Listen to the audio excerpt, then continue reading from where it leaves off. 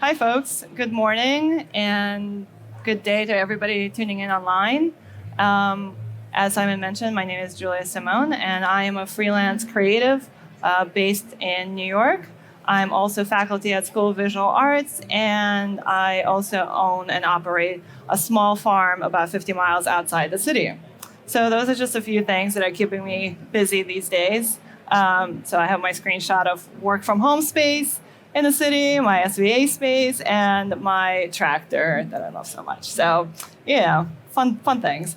A little bit about my creative background. I started off as a traditional trained artist. These are just some stuff I found. My parents' basement got flooded, so these were like some things I saved, but all my actual work is like on the slides, so I didn't have time to transfer that. But anyways, so fine art, portraiture, a lot of painting, all that traditional stuff. And then in high school, I started dabbling in digital art, doing web design, then started doing web animation in high school also, and that was awesome. I don't know if anybody remembers Flash. That was a really great, it was really great, great software. And it got me into animation, actually. And then I started dabbling in 3D. And then when I went to college, I took a class there. And that really changed my direction, because prior to that, being in fine art, you did a lot of studies, like lights and shadows, and you had to texture a lot. You have to do it sometimes with your eyes closed, which, so you remember how the shading and the lighting was hitting the object. So lots of still lifes. And also perspective. So I had to draw lines and the vanishing points. And all of that was very, very tedious. But when I got into 3D, all of that was done for me. And that was just absolutely amazing and life-changing, because I was like, I don't have to do this. I'm like a kid who discovers a calculator and I can do math without, having to do it in my head. So great. However, because I went to a very small university, they didn't really have an art program. They kind of sent the art kids like off campus into a small little unheated building. So I needed to get more education. And back then, you also didn't have YouTube. You didn't really have these amazing presentations where I learned so much from. Even like now, all the amazing presenters are presenting from Maxon. Just so much wealth of information. But back then, you had to go to an expensive art school to get that. So I went to Savannah College of Art and Design. I did my MFA in computer art with a track in 3D animation. Now, so my idea of animation was Flash. Their idea of 3D animation was Pixar. It took me, they basically said, look, it's going to take you like over a year to animate anything, because you have to set up first of all, you have to model, then you have to set up your arcade joints, then you have to paint weights, then you have to program your sliders. You have to do all of this before you see anything and move. So I was a little disappointed, but I stuck with it, and then once I graduated, I went to work for News, and that's where they exposed me to Cinema 4D, because obviously they're not going to be waiting 3 weeks to see something move. So Cinema 4D was great because I can just make things move instantly. So I started making cubes move and fly, and it was awesome. So I've been in a relationship with cinema for since I left grad school, pretty much. So I've been working with it all the time. Anytime I can, I include that in my work. So let's play my demo reel so you guys can see the kind of work that I do.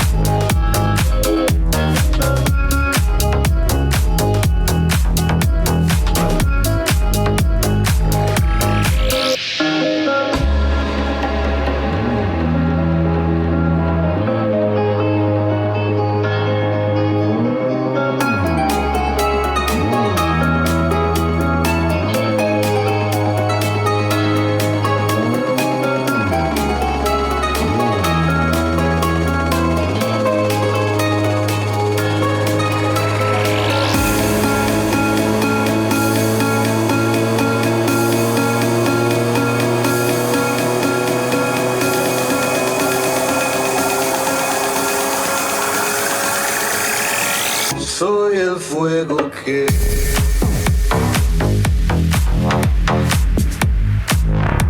All right. Thank you.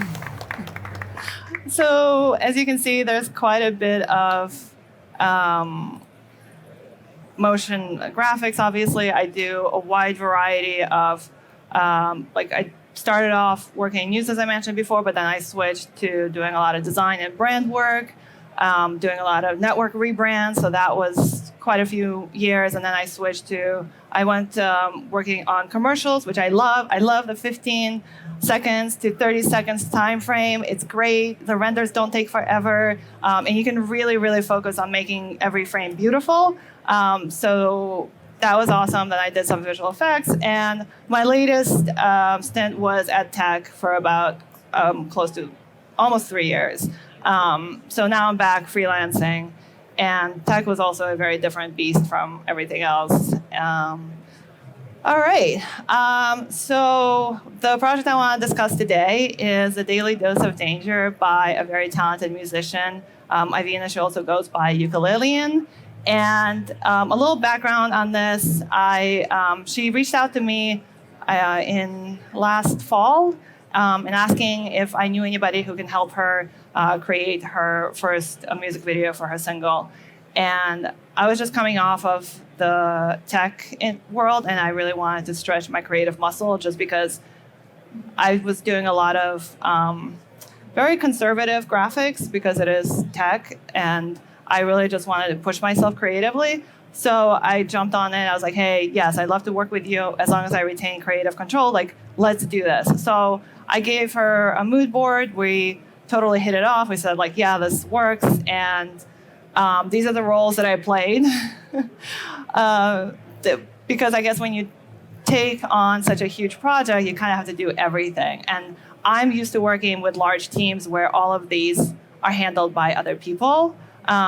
But I had to kind of play the role of everything, and I learned how to edit better from that. And I also threw everything at it. I was like, you know what? Let's have green screen. I'm going to scout locations. We're going to shoot on locations. There's going to be drones. We're going to have drones flying. It's going to be amazing. Oh, I'm going to do VR, and I'm going to do Unreal too. There's going to be like an Unreal attachment to this. Like it's going to be like a separate thing that viewers and experience the video for themselves. It was like a massive undertaking, but then I kind of like decided to scale it down just a little bit. All right, so I'm gonna show you the video now. I'm very excited. And also this is like, no one has seen this yet. So you guys are the first ones to see it. My family hasn't seen it. My friends haven't seen it. So this is very exciting. All right. Let's do this thing.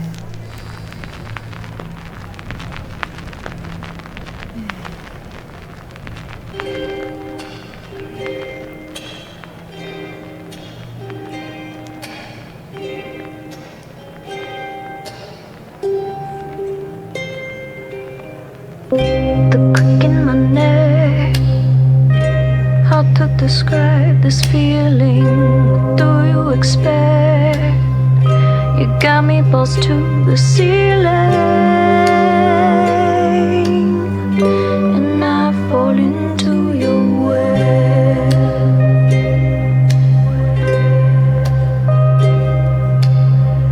Do I have a choice whether to stay or go now? When your little voice has burrowed and whispers so loud, you're in my head.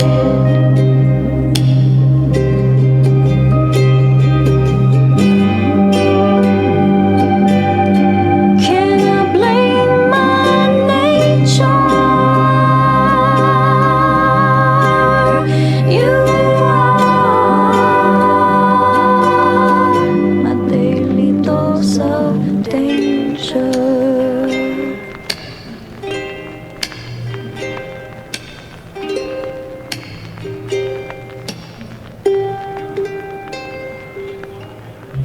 To call you coquette makes me a notch collected, a lit cigarette. The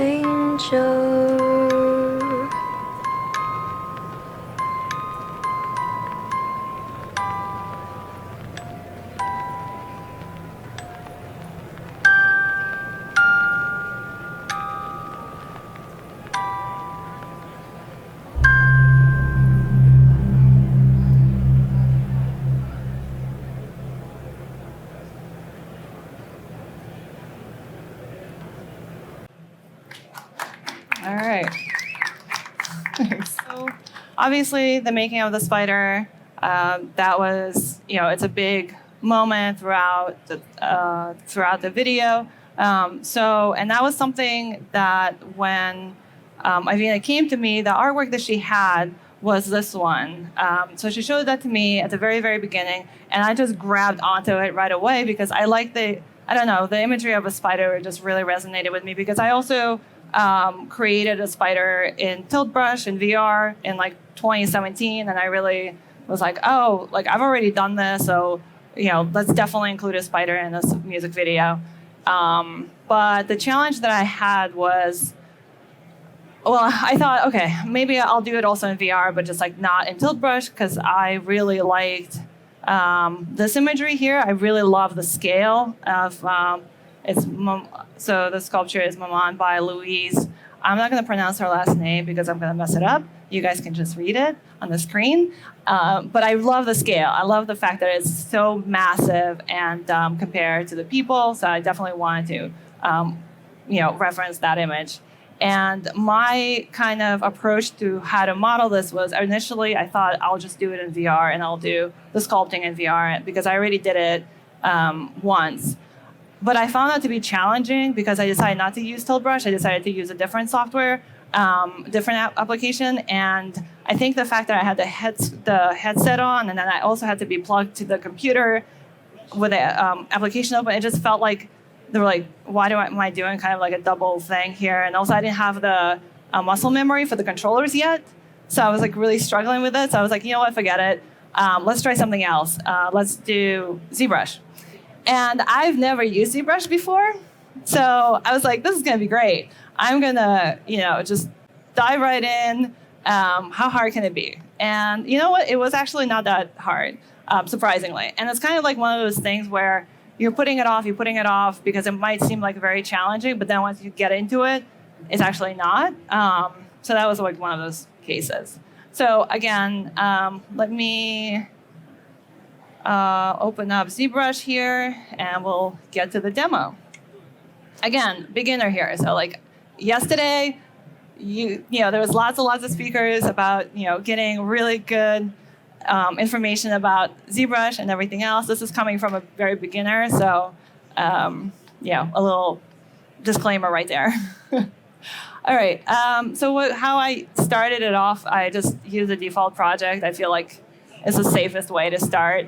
And by default, you have your symmetry turned on. So I just go up here to transform, deactivate symmetry, and from then on, I can start my sculpt. So because, the body is not, the legs are kind of long, so I just zoom out.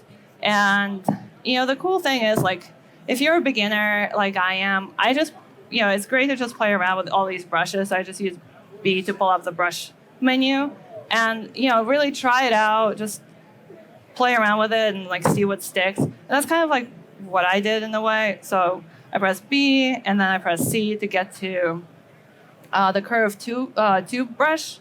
And then I just basically drew out the shape of one of the spider legs. And, that's it. You can maneuver it around, so you can, while it's still selected, while you see the red outline here, the dash line, you can still maneuver it a little bit and adjust it. So if I want to, for instance, just add a little bit of variation to the leg so that it's not all perfectly even, which is, in nature, it wouldn't be completely perfectly even. There might be some bumps and, misalignment and things like that. And then once I'm happy with it, I can just click off, and now I can't adjust it anymore. But what I can do now is I can just go in and start working with this kind of base shape. So that's one of the things you want to start off with. You just want to create a base shape that you're going to add more detail to. So for that, I'm going to start using an inflate brush. So I'm also going to change my size, possibly. Yeah, that's good. So I kind of want to add a little bit dimension to the joints or where the joints are. So by using the inflate brush, it really doesn't have to be perfect, which is great for organic modeling. I think that's kind of why I loved it so much, because I was like, oh, it doesn't, if it's not perfect, that's actually even better than having it be perfect. And then we can, so this is kind of looking a little messed up, but we can use a smooth brush to smooth. I think it's actually a different one. Shift, key, and click. Okay. All right, okay. There we go. So we can smooth things out also as we go, and then I think that's okay. I also like to subdivide it.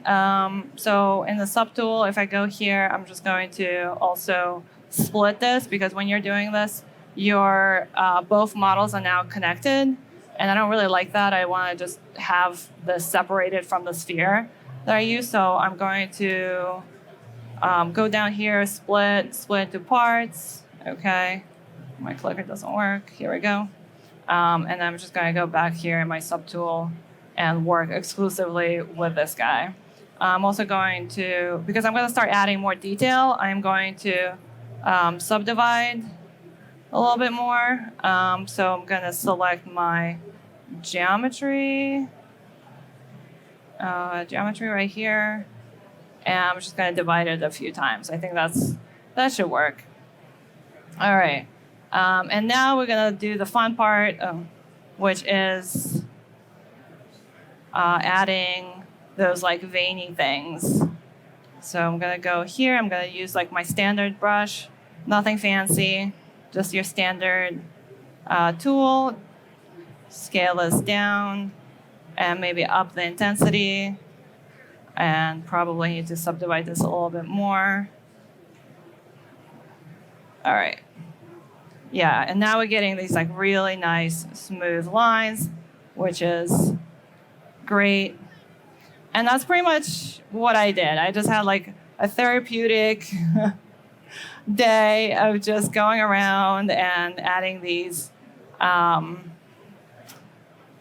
veiny looking notches to the whole leg shape. And it was a lot of fun. So that's kind of, because that was like another thing I was struggling with, just looking at the references. There was like a lot of these intricate, shapes, and I was like, well, how do I do that? I could use a displacement map, of course, but I felt like I wanted to have a little bit more control. So I feel like, you can bring this into Cinema and just use a displacement to create this similar effect. But I really liked, first of all, the fluidity, and just doing it by hand just felt like a little bit more, like you get a little bit more randomized effect, as opposed to displacement. It might still look like a displacement map, but this gives you a bit more control to do this. So yeah, pretty much just going around and adding these fun lines to everything. That's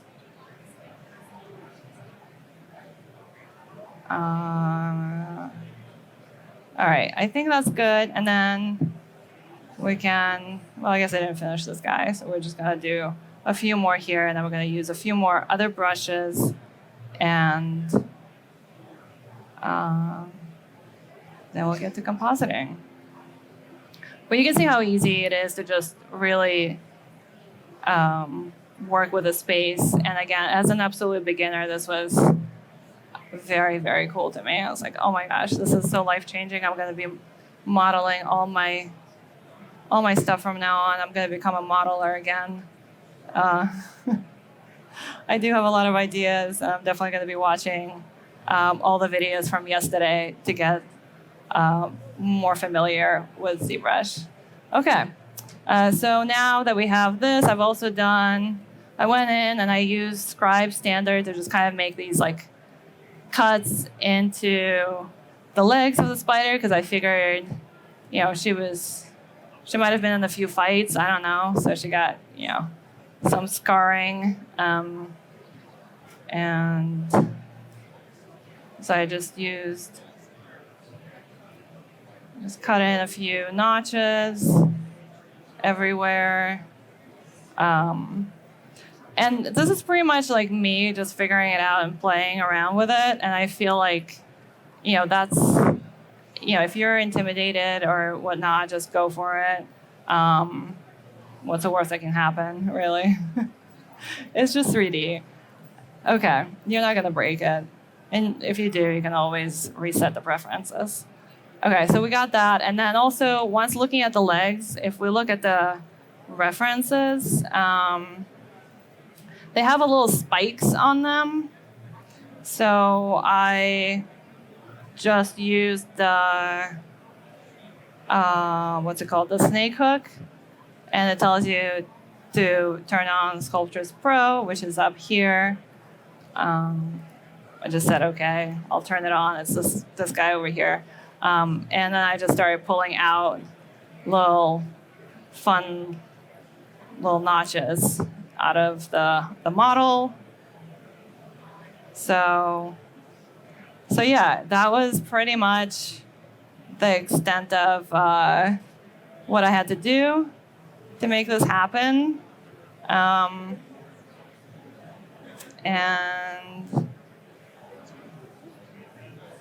yeah, this was, and then the leg, maybe at the bottom, I'll just make it a little bit bigger, possibly. And we'll just pull out the leg a little bit, the bottom of it, so it's pointy. Okay. Just do a few more. All right.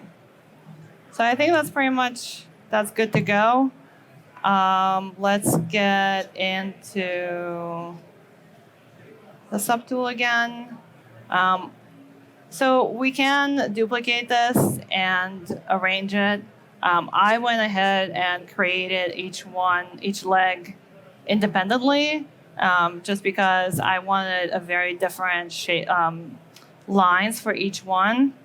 But we can definitely also just duplicate it as well. And then we can move that around by using our move tool. Oops. Yeah. Move tool. And we can also rotate it.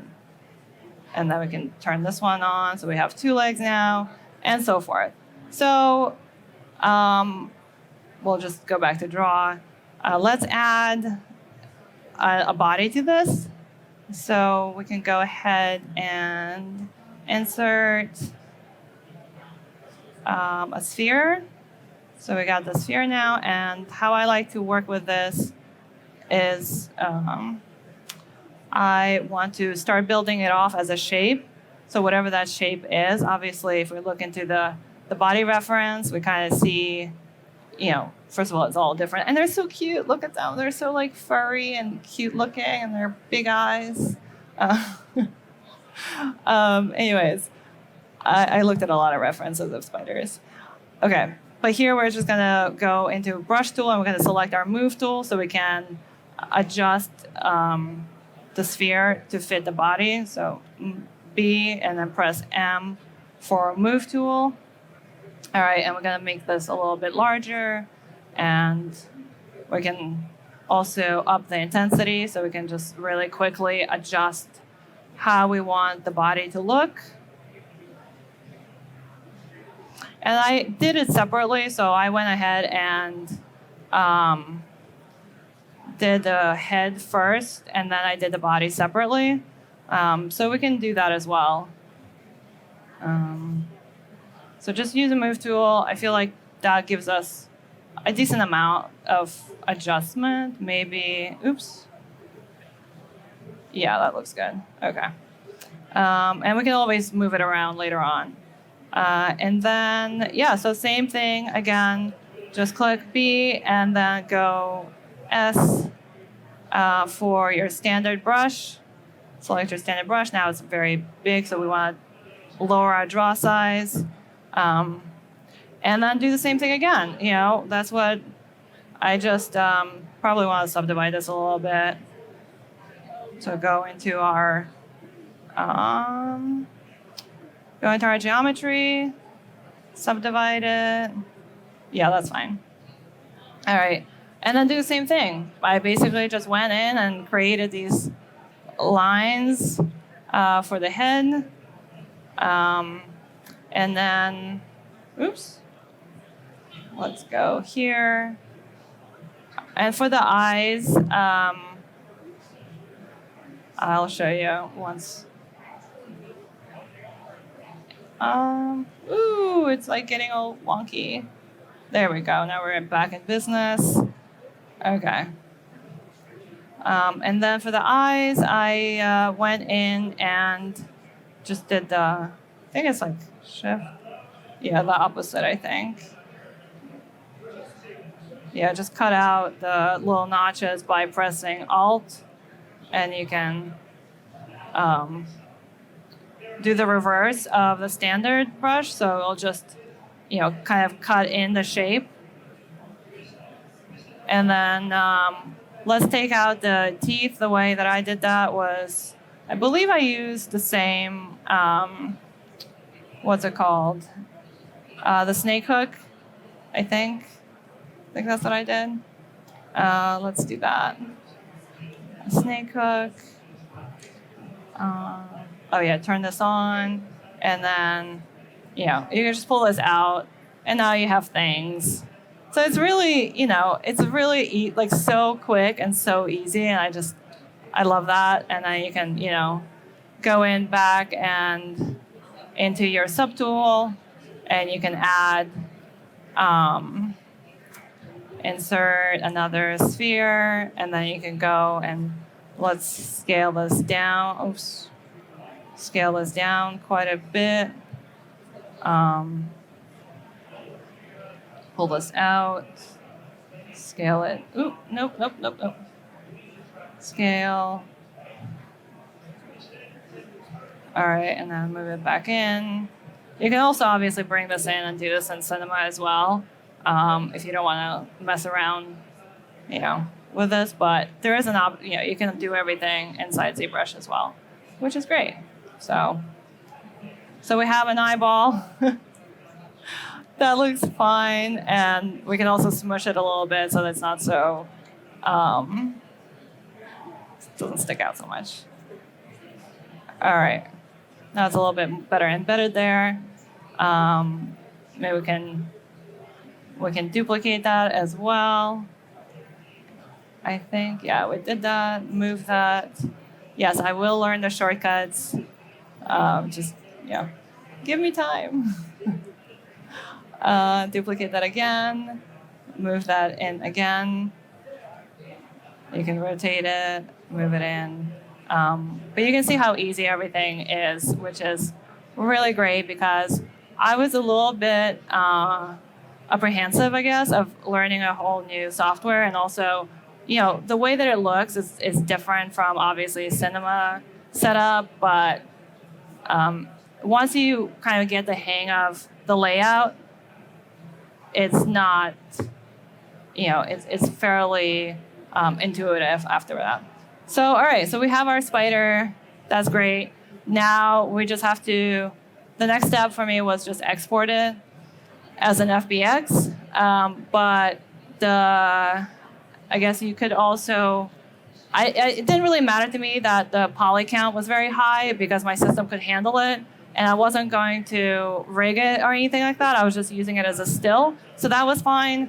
But if you want to rig it, or you want to lower your poly count, because this is, a pretty heavy model, you can always go into your remesher, which is right here. And you can remesh everything and lower your polys as well. So, all right.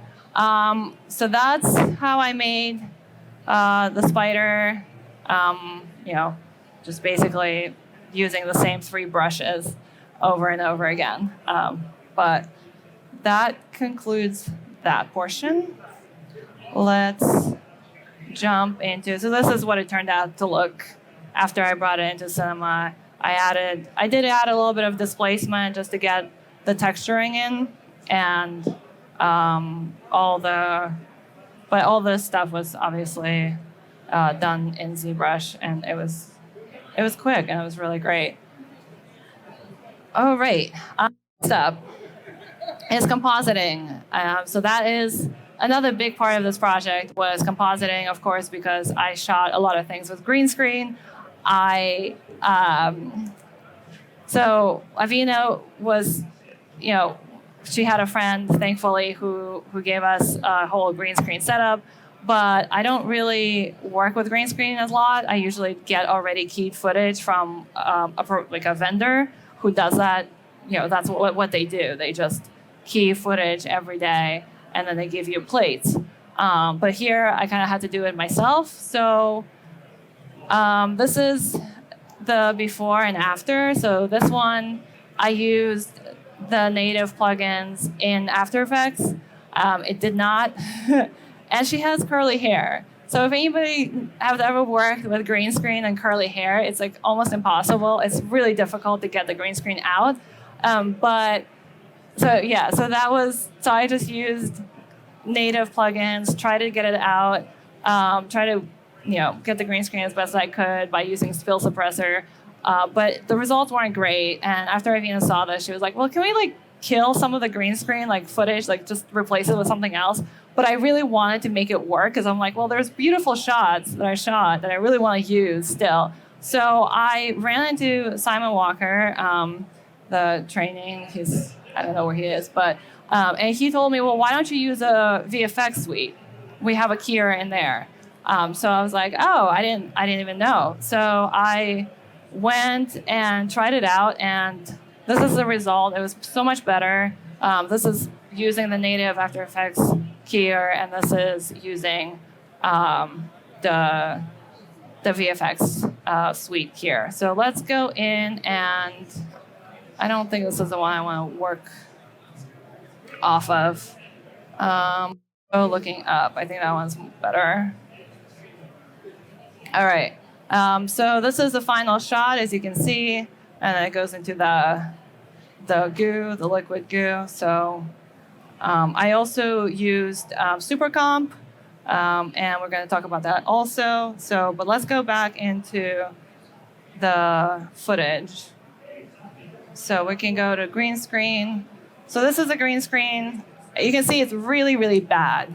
It's not, later on, we had somebody help us and iron it, but it's outside. There's bright light, there's wind, so the screen is moving continuously.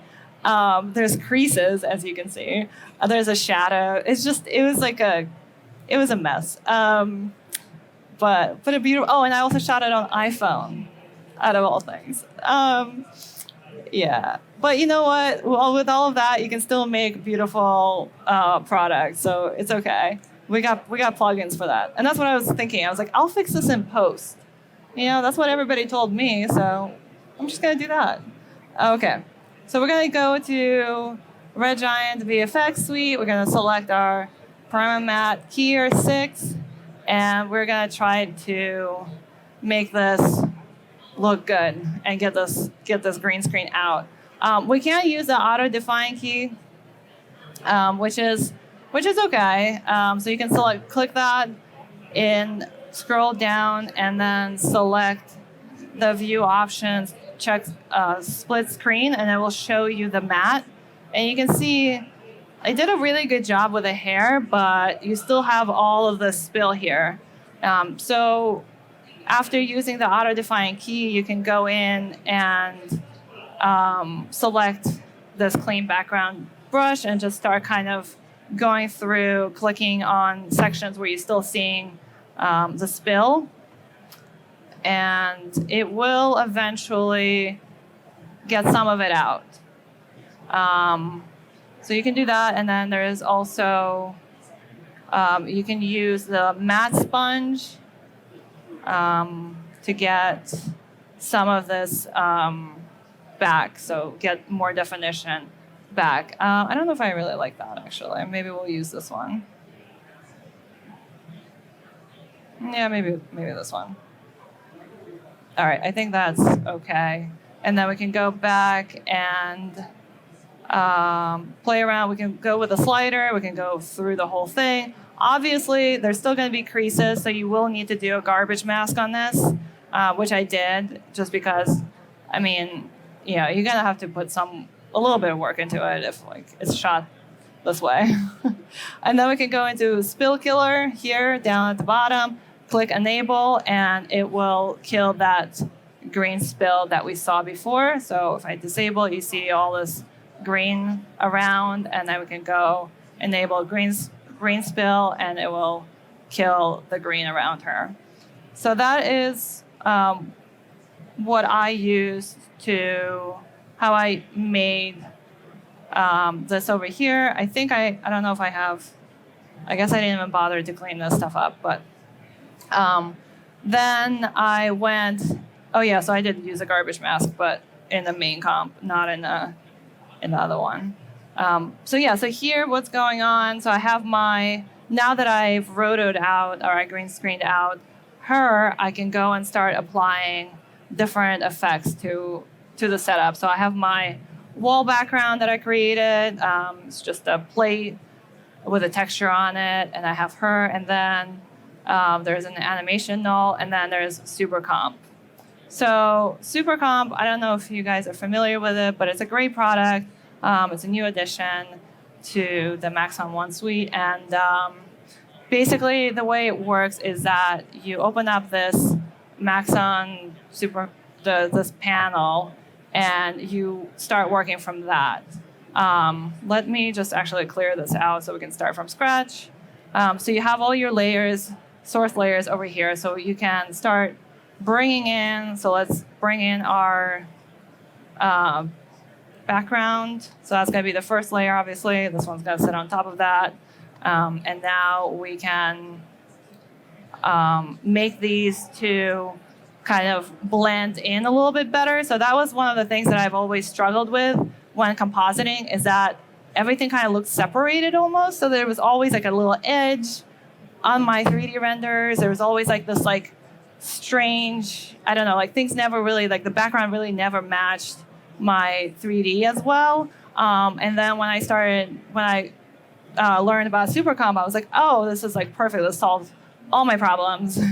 Not all of them. I still have problems, but it solves some of them, which is great. And by doing a light wrap, so what that does, it brings in some of the background and spills over like a little bit on the edge of the model, which is awesome.